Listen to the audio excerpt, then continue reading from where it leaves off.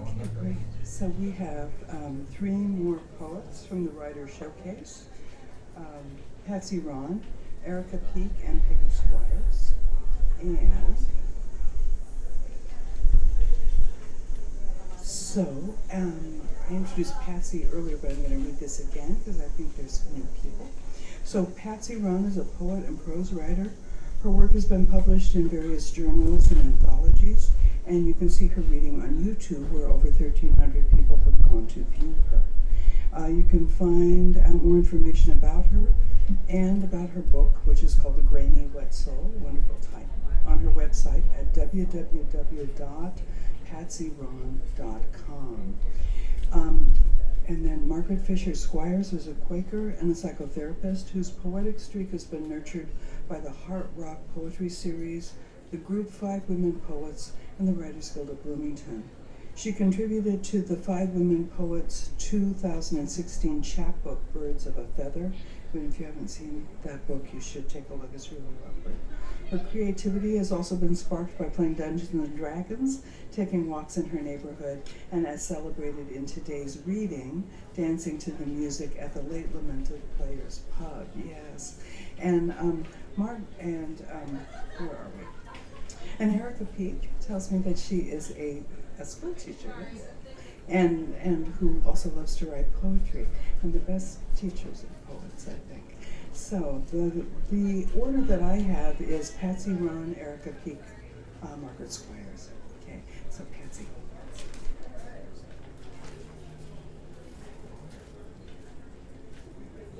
Hello. Ooh, that seems loud. All right.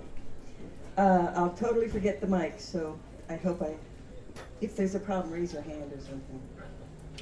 All right, so I had two poems in the Ryder issue, so I'll read those first, and then I have one other poem which I'll read.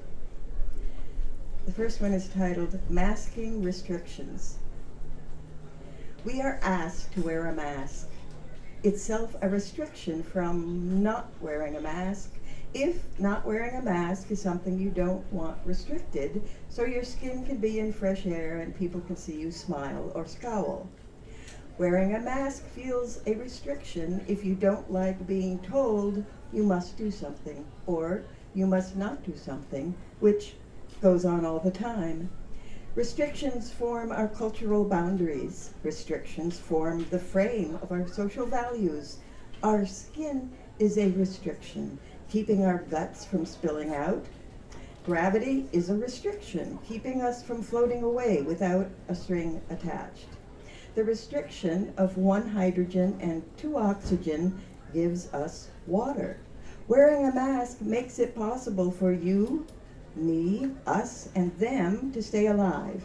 Just a part of the dramatic outline of our life, restrictions and freedoms working hand in hand. Don't let that mote in your eye imbalance the pragmatism of survival.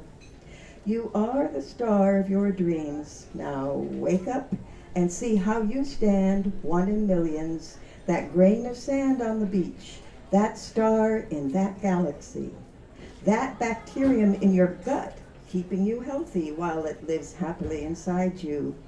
Connect the dots, your breath, your liquid droplets as you speak, all connect with my breath, our spit, the clouds and the rain.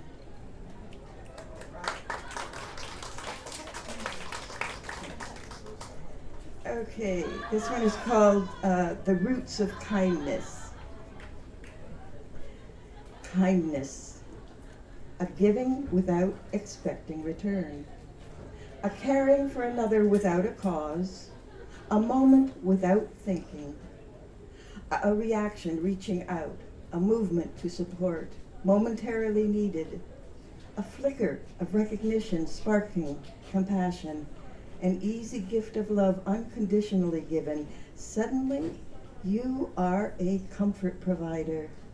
In an instant, you have saved someone's day, so small you may not notice, quietly erasing a bit of anger or hurt from this world, lightening this life in a feather-light load of unselfishness, undoing the distance of indifference, undoing the invisibility of another, you too become real.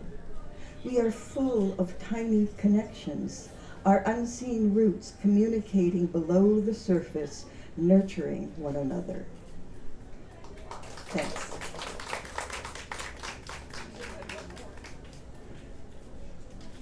Hello. I wrote several poems in my lifetime because I am a nerd, and so I had two of those published in Ryder. I'll start with those. I have a third one to share that kind of sums up my family, and the last one I wrote this morning. Counter Melody.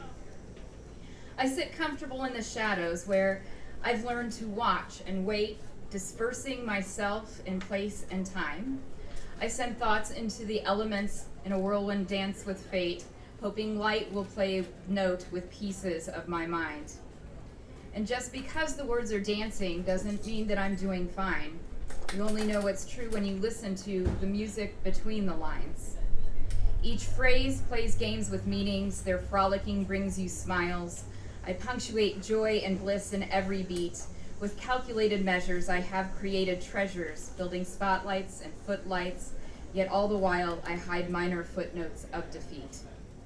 Light rays shine through stained glass, beams seem both straight and true. No one cares about distortion when the colors shine on you. Just because the words are dancing doesn't mean I'm doing fine. You only know what's true when you listen to the music between the lines.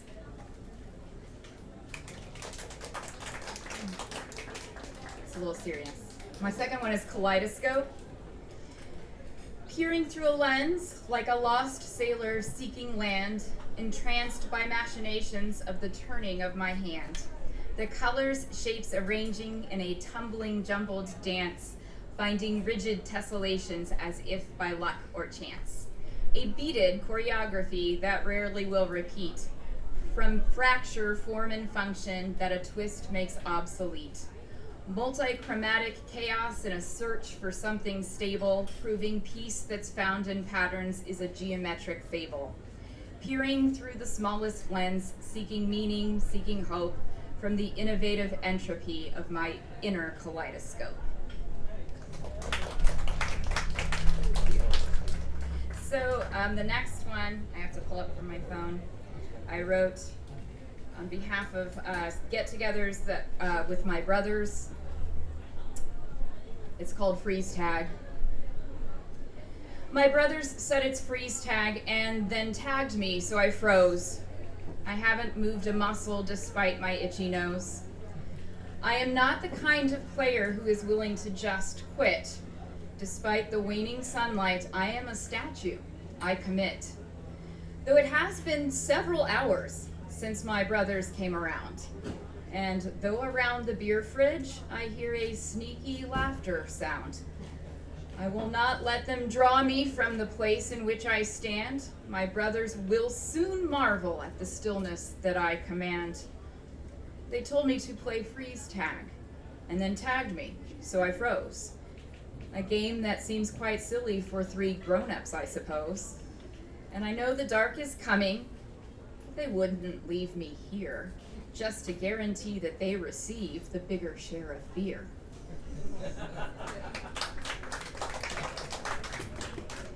And the last one I wrote this morning. My grandfather passed away recently at nearly 101. This is for him. It's called Ahead by a Century. Legacy is a word of deep study. It is written with ink and with quill. Calligraphied letters scratched into a parchment, hinting intent and forethought and will. Yet for something so etched and so lasting, it seems that so little is truly planned. Who truly maps out what their life's all about once their time here among us is spanned? How is a legacy founded? Is it principled, spontaneous, true? Did you start all your days with intention? Did your decisions have a longer range view? I find myself asking these questions as I honor the ones I have lost. In a century's time, there has been rhythm and rhyme to their stories of gains and of cost. Can it be that there is no true legacy? What we leave is our imprint on others. What gathers in dust in our closets is just hand-me-downs to sisters and brothers. I find myself looking at photographs to see if I can find my own face. Am I a part of your legacy? Can I take up a bit of your space? What I see is you looking back at me, watching me, knowing I'm watching you. Can it be that it's really that simple, knowing you are another one's view? May our parchments and quills spell out laughter. May our merriment outweigh our pain. May our love be forever after. May generosity outweigh our gain. You have moved us ahead by a century. Your legacy still to be penned by many who will be better authors than me of what it takes to be a good friend. But I hope that you know you are here now, how I stand, what I think, what I say. I am keeping in mind that legacies entwine, and I'll honor our connection each day. If I'm given a century to keep writing, with my ink and with my quill, on the parchment you started and left when you parted, I hope you'll see I am your living will.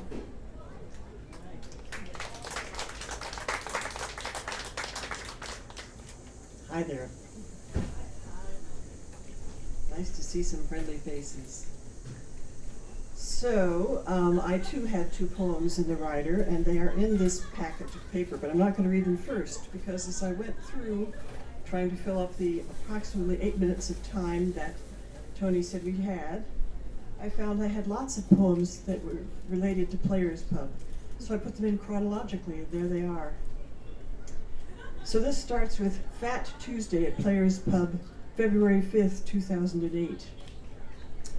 Outside, rain sheets down. We're blessed, it isn't snow. Inside, Midwestern Mardi Gras. Blues bounces through the amplifiers. Plastic beads, purple, gold, and green, shine in the bright light. Then the lights go out. Power cut by Mother Nature. The party goes on. Candles are lit. A ragged, not quite conga line circles the room, singing When the Saints Go Marching In, one verse a lot of times. People wave bananas in the air. Bananas? Someone realizes that the drum kit still works. Rhythm takes the room. More drums appear, inspiring each other into exuberant complexity. We dance, we chant. We discover we are a tribe. We are delighted with ourselves. Fortunately, it's a long time before the electricity comes back on.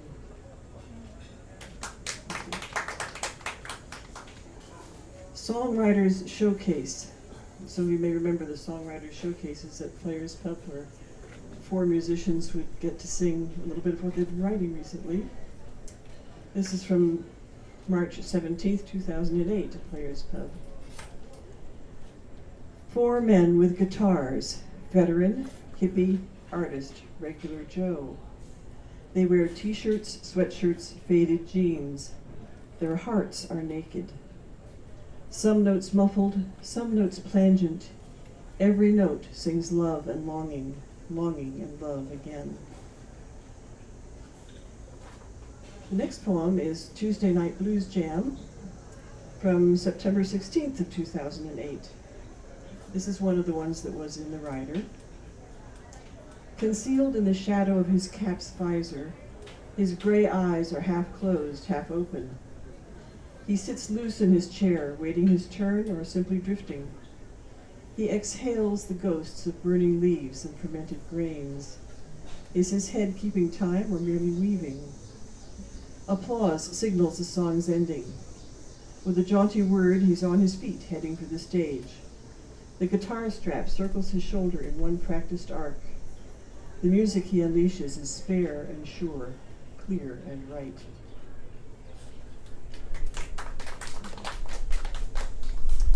By this time, I was quite a fangirl for the Hucklebucks. This one's called Dancing Fae from February of 2009. Through the evening, one band succeeded another, full of exciting rhythm, and my friends would have pulled me to the dance floor if my own inclination had not. I thought I was all danced out. While my favorite band did its sound checks, I sat sipping ice water with lemon. I wanted to dance some more, I planned to dance some more, but my will and limbs felt equally slack. I really thought I was all danced out. Then my guys started to play, rocking bass, driving drums, hot guitar, mellow horn. The beat moved my feet. The melody floated my arms. I had plenty of energy. I was not all danced out. I danced and danced until it was time to go home. Driving home, I thought of stories about mortals caught in fairy circles, forced to dance to the wild eldritch music until they dropped or died. For the first time ever, I thought, well, that's not a bad way to go.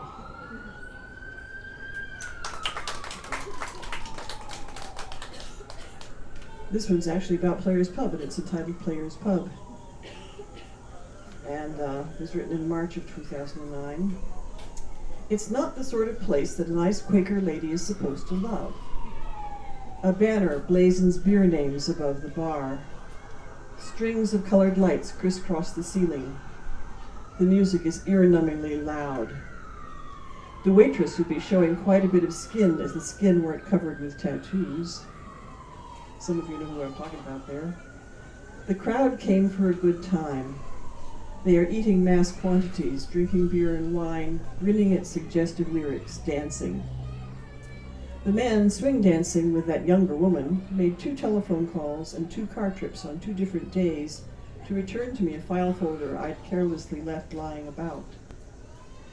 The bass player and his wife have been nursing a friend back to health after her serious surgery. The dancer who's throwing her hands in the air and stepping wide arrived late this evening. She came from a meeting where people orphaned by murder spoke out against the death penalty, spoke out for the power of forgiveness.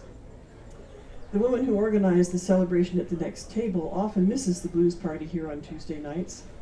Tuesday is her evening to help rehabilitate broken birds and dislocated wildlife. Everyone is clapping and laughing and dancing with such joy that my face smiles without waiting for my permission.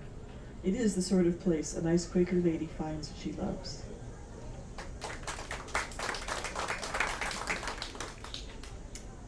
This is called Rondo a la Turk, or A Little Knowledge. And some of you know Ozan Jamali is a good Turkish musician. My friend is a 21st century man with generations of tradition in his blood, a minstrel of his people. His fingers pluck magic from the strings of his fat-bellied instruments. The dancer wears sapphire and amethyst and moves with the lightness of a peri. When I'm not being mesmerized by the grace of her arms, I reflect that sometimes a little knowledge is a wondrous thing. My scant 3 years in Turkey have given me just enough knowledge to let the music summon up memories and fantasies combined. Mounted warriors galloping across the grasslands, sandstone arches and geometrically patterned tile, vineyards rich with fruit. My scant acquaintance with the language has given me just enough knowledge to let me hear or mishear 1 word or 3 from every song. Flowers, stars, eyes, a new opening, the wind, a lightning-struck day, road, evening, grapes, to thee, to the flowers, beautiful Istanbul, sugar, thy eyes, to the wind.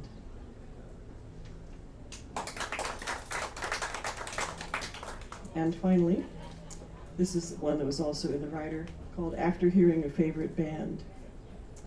It can't have been the wine, 1 glass early, so it must have been dancing all evening to the band's sizzling licks that left me so high I drove home with the radio turned up and the windows open, spilling pitchers of blues on all the quiet neighborhood streets. Thank you.